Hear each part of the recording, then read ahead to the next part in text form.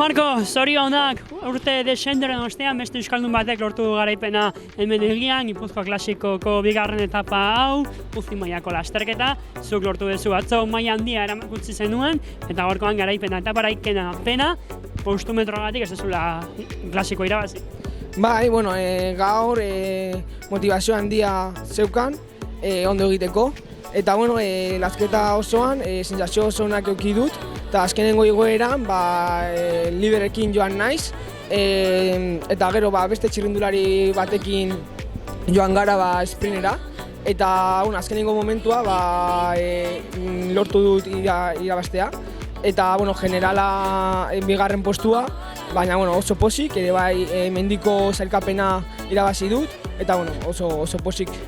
Gaurko etapa oso teknikoa zen, oso zaila, baina egia da tartea irekitzeko ezinezkoa izan dela, inorrak ez du lortu aurrera egitea.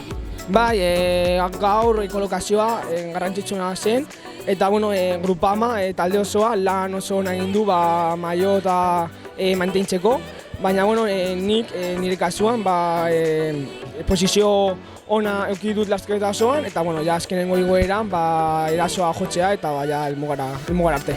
Sentsazioa askazu zure Uzi mailako lehenengo garaipenaren ostean?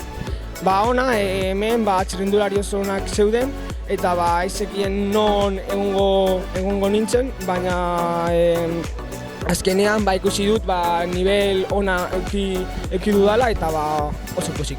Zorion. Eskerrik asko.